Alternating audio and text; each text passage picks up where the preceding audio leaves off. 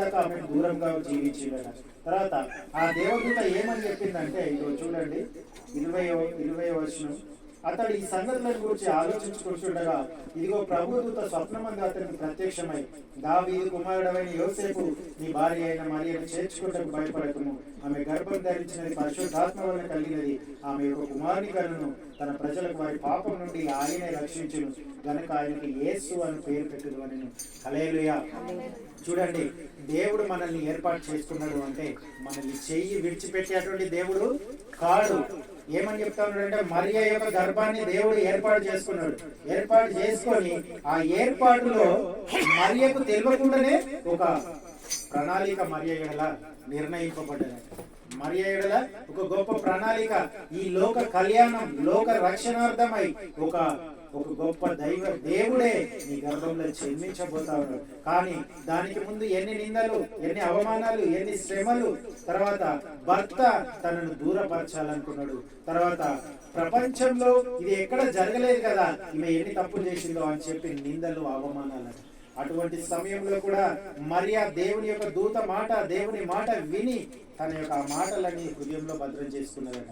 వెంటనే యోసేపుకు కూడా ఈమె యథార్థంగా ఉన్నప్పుడు తన యొక్క భర్త కూడా దేవుడు దూతల ప్రత్యక్షమై, నీ భార్య అయినటువంటి మరియను చేర్చుకోవడానికి నీవు భయపడకు అని చెప్పినాడు. ఆ తర్వాత ఏమని చెప్పాడు, ఒక శిశువు పుడతాడు, అతనికి యేసు అని పేరు పెడతావు, అతడు ప్రజలందరినీ వారి పాపంలో నుంచి రక్షించేటువంటి ఆ దేవుడే యేసు క్రీస్తు అని చెప్పినాడు. తన ప్రజలను వారి పాపం నుండి ఆయనే రక్షించును, గనుక యేసు అని పేరు పెడు. యేసు అను మాటకు రక్షకుడు అని అర్థం. యేసు అనే యొక్క మాటకు రక్షకుడు అని అర్థం. తర్వాత 22వ వచనం, ఇదిగో కన్యక గర్భవతి కుమారుని కనును, ఆయనకు ఇమ్మానుయేలు అని పేరు పెట్టిరు. యెషయా గ్రంథంలో రాయబడి ఉంటది, ఇదిగో కన్యక గర్భవతి కుమారుని కను. ఇది ఆశ్చర్యం, ఇది ప్రపంచానికి ఆశ్చర్యం, కానీ దేవునికి సమస్తము సాధ్యం. దేవుడు ఏ రీతిగానైనా తన యొక్క ప్రణాళికను నెరవేర్చుకుంటాడట అని ప్రభు తన ప్రవక్త ద్వారా పలికిన మాట నెరవేరినట్లు ఇదంతే జరిగిన. ఇమ్మానుయేలు అనే పేరునకు భాషాంతరం దేవుడు మనకు తోడని అర్థము. ఇమ్మానుయేలు, అతనికి ఇమ్మానుయేలు అని పేరు పెడుతుడు అంటే, ఇమ్మానుయేలు అంటే దేవుడు మనకు తోడు అట. దేవుడు మనకు తోడు. మానవులతోటి పాపంలో మునిగిపోయినటువంటి మానవులకు పరిశుద్ధుడైనటువంటి దేవుడు తోడు అట. హల్లెలూయా, హల్లెలూయా, హల్లెలూయా. తర్వాత యేసుక్రీస్తు భూమి మీదకి వచ్చినప్పుడు, నేను పాపుల కొరకు వచ్చిన, నీతిమంతుల కొరకు రాలేదు. తర్వాత తప్పిపోయిన దాన్ని వెతికి రక్షించడానికి నేను ఈ భూమి మీదకి వచ్చిన, నశించిపోయిన దాన్ని వెతికి రక్షించడానికి నేను వచ్చిన, కానీ మంచుకున్న దాని కొరకు రాలే. అయితే ఈ లోకంలో మనకు తెలియకుండా నీతిమంతులు మనం చెప్పుకునే ప్రతి ఒక్కరు పాపంలోనే నింపబడతా ఉన్నారట. విగ్రహారాధన పాపం, వ్యభిచారం, మాంత్రికత్వం, అనేక రకాలైనటువంటి పాపంలో నింపబడి దేవునికి దూరమై దేవుని యొక్క ప్రసన్నతను కోల్పోతా ఉన్నాడు, దేవుని యొక్క వెలుగును కోల్పోతా ఉన్నాడు. అప్పుడు దేవుడు ఒక తీర్మానం చేసినట, నేనే ఈ భూమి మీదకి వచ్చి ఈ ప్రజలతో నేను మాట్లాడాలి, ఈ ప్రజలకు నేను తోడుగా ఉండాలి.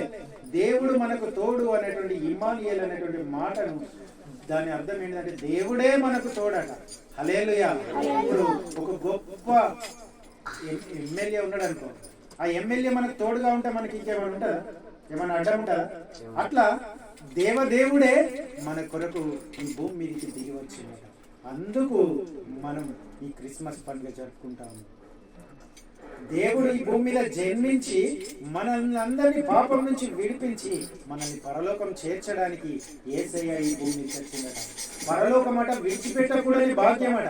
పరలోకము మొత్తం బంగారుమయం. తర్వాత ఎక్కడ చూసినటువంటి ఇట్లా మట్టి లేనటువంటి జీవితం, ఎప్పటికీ నిత్యము స్తుతులతో నింపబడినటువంటి ఆ రాజరికము, ఆ గొప్ప మహిమ కలిగినటువంటి ప్రాంతాన్ని వదిలిపెట్టి దేవుడు తన ప్రజలను రక్షించడానికి ఒక మానవ శరీరాన్ని ధరించి 33 సంవత్సరాలు ఈ లోకంలో జీవించి ప్రజల యొక్క కష్ట సుఖాలు, మనం తినే అన్నం తిన్నాడు, మనం కష్టపడేటువంటి మన పని చేసిండు, తర్వాత మనతో జీవించాడు, మన మధ్య జీవించాడు. అయితే యేసయ్య పుట్టే ముందు మరియకు అనేకమైన అవమానాలు, ఆ తర్వాత ఇంకా ఏం జరుగుతా ఉన్నదంటే, ఇక్కడ 2వ అధ్యాయం చూడండి. రాజైన హేరోదు దినముల యందు యూదా దేశపు బెత్లెహేములో యేసు పుట్టిన పుర్మట, ఇదిగో తూర్పు దేశపు జ్ఞానులు యెరూషలేమునకు వచ్చి, యూదులకు రాజుగా పుట్టిన వాడు ఎక్కడున్నాడు, తూర్పు దిక్కున మేము ఆయన నక్షత్రం చూచి ఆయనను పూజించ వచ్చిందని చెప్పిరి. హేరోదు రాజు ఈ సంగతి విన్నప్పుడు అతనితో కూడా యెరూషలేము వారందరూ కలవరపడింది. కాబట్టి రాజు ప్రధాన యాజకులను, ప్రజల నుండి శాస్త్రులను అందరినీ సమకూర్చి క్రీస్తు ఎక్కడ పుట్టునని వారు అడిగారు. అందుకు వారు, యూదేయ బెత్లెహేములోనే. ఏలయనగా, యూదేయ దేశపు బెత్లెహేమా, నీవు యూదా ప్రధానులలో ఎంత మాత్రము అల్పమైన దానివి కావు. ఇశ్రాయేలును నా ప్రజలను పరిపాలించు అధిపతి నీలో నుండి వచ్చును అని ప్రవక్తల ద్వారా వ్రాయబడి ఉన్నది. అంతటా హేరోదు ఆ జ్ఞానులను రహస్యంగా పిలిచి ఆ నక్షత్రం కనబడిన కాలం వారి చేత పరిష్కారంగా తెలుసుకొని, మీరు వెళ్ళి ఆ శిశువు విషయమై జాగ్రత్తగా విచారించి తెలుసుకొనగానే మేము వచ్చి ఆయనను పూజించినట్లు నాకు వర్తమానం చెందని చెప్పి వారిని బెత్లెహేమునకు పంపెను. వారు రాజు మాట విని బయలుదేరి పోవుచుండగా, ఇదిగో తూర్పు దేశంలో వారు చూచిన నక్షత్రము ఆ శిశువు ఉండిన చోటికి మీదికి వచ్చి నిలిచి వరకు వారికి ముందుగా నడిచెను. వారు ఆ నక్షత్రం చూసి అత్యానంద భరితుల ఇంటిలోనికి వచ్చి తల్లి అయిన మరియను ఆ శిశువును చూచి సాగిలపడి ఆయనకు పూజించి తమ పెట్టెలు విప్పి బంగారము, సాంబ్రాణి, బోలము కానుకలుగా ఆయనకు సమర్పించి. హల్లెలూయా. ఇక్కడ రెండు విషయాలు జరుగుతాయి. ఇంతకుముందు మనం చదివినటువంటి లూకా సువార్త లోపల ఒక గొల్లలు తమ మందలను కాసుకుంటా ఉన్నారు. రాత్రిపూట తమ మందలను, ఇప్పుడు మంద పెడతారు కదా, మంద పెడతా అంటే అడవి లోపల అంటే పొలాల లోపల మంద పెడతా ఉంటే ఒక దేవదూతల యొక్క సమూహము ఒక నిచ్చెన పరలోకానికి వేయబడి దేవదూతలు కిందికి పైకి ఎక్కుట కనబడతాను. ఒక గొప్ప మహిమ ఆ శిశువు మీద కనబడతా అంటే ఒక దేవదూత ప్రత్యక్షమై, ఇదిగో ప్రజలందరికీ కలగబోవు మహా సంతోషకరమైనటువంటి సువార్తమానం నేను మీకు తెలియజేయుచున్నాను. దేవదూత ఏమని ప్రకటిస్తా ఉన్నది? ప్రజలందరికీ కలగబోయే మహా సంతోషకరమైనటువంటి సువార్తమానం. మహా సంతోషకరమైన, ఒక కుటుంబంలో ఒక పెళ్లి అయితే ఒక కుటుంబంలోనే సంతోషం ఉంటుంది. తర్వాత ఒకరికి ఉద్యోగం అయితే ఒకరికే ఉంటుంది. కానీ ప్రజలందరికీ కలగబోయే మహా సంతోషకరమైనటువంటి సువార్తమానం నేను మీకు తెలియజేస్తాను. ఇదిగో మీరు వెళ్ళి ఆ ప్రాంతంలోకి పొండి, అక్కడ ఆ పశువుల పాక లోపట ఒక పసి బాలు నెత్తుకొని ఒక తల్లి అయినటువంటి ఆ మరియా ఉంటది, అక్కడికి వెళ్ళండి, ఆయన ఈ లోక రక్షకుడు అని చెప్పగానే ఆ గొప్ప వెలుగును చూసి ఈ గొల్ల కాపర్లు ఏం చేస్తా ఉన్నారంటే భయపడతా ఉన్నారు. దేవుని మహిమ వారి ఎదురు రాగానే వాళ్ళు భయపడతా ఉన్నారు. మనకేమనిపిస్తుంది అంటే దేవుడు ఒక గొప్ప గొప్ప కార్యాలు చేసినప్పుడు, దేవుని వెలుగు మన ఎదురుకు వచ్చినప్పుడు మనం భయపడతా ఉంటాం. అయితే ఇదిగో మీరు భయపడాల్సిన అవసరం లేదు. మీ కొరకు ఒక గొప్ప కార్యం ఇక్కడ జరగబోతా ఉన్నది. ఈ లోక రక్షణ కొరకై ఒక శిశువు మీ కొరకు పుట్టి ఉన్నాడు. మీరు వెళ్ళి ఈ సర్వలోకానికి ప్రకటించండి అని చెప్పింది. మీరు సర్వలోకానికి వెళ్ళి ప్రకటించండి, ఇదిగో మీ కొరకు ఒక శిశువు పుట్టి ఉన్నాడు.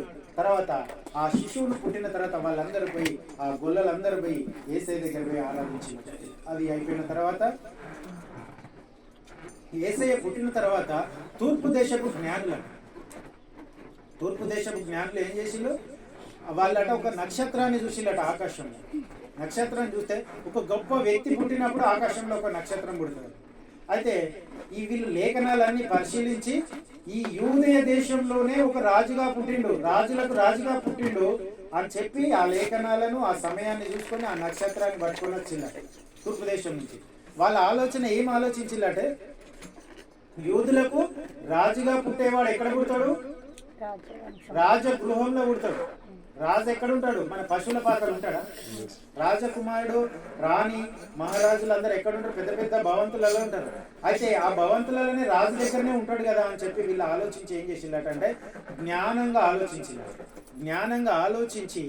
ఆ జ్ఞానాన్ని పట్టుకొని ఆ నక్షత్రాన్ని పట్టుకొని హేరోదు రాజు దగ్గరికి పోయి, అయ్యా రాజా, మేము తూర్పు దేశపు జ్ఞానులం, మేము అక్కడి నుంచి వచ్చినాం, మేము ఇక్కడి నుంచి వచ్చినాం. అయితే మేము ఆకాశంలో ఒక నక్షత్రం తెలిసింది, ఆ కాలాన్ని బట్టి చూస్తే మీ రాజ్యంలో ఒక రాజులకు రాజుగా పుట్టేటువంటి వాడు పుట్టి ఉన్నాడు అని మేము తెలుసుకొని అతన్ని ఆరాధించడానికి మేము వచ్చినాము. ఏమన్నాడు? మిమ్మల్ని ఆ రాజులు మేము ఆరాధించడానికి వచ్చినామన్నాడు. అనగానే ఈ హేరోదు రాజుకి ఏమనిపిస్తుందంటే, నేనే రాజును, నేనే చక్రవర్తిగా ఉండాలి, నన్ను మించినటువంటి రాజు ఎక్కడ పుడతాడు? పుడితే నా వంశంలో పుట్టాలి, వేరే చోట ఎట్లా పుడతాడు? పుడితే ఒకవేళ వాడిని లేకుండా చేయాలని చెప్పి మనుషుల కపటోపాయం ఉంచుకొని ఆ శాస్త్రులను ఆ ప్రధానులను అందరినీ పిలిచిండ. ఆయన కింద ఉన్నటువంటి పుస్తకాలు చదివేటోళ్ళందరినీ, జ్ఞానులందరినీ పిలిచి, అయ్యా రాజులకు రాజు ఎక్కడ పుడతాడని లేఖనాలలో రాసి ఉన్నది, మీరు తీయండి, తీసి చదవండి అంటే వాళ్ళు ఏం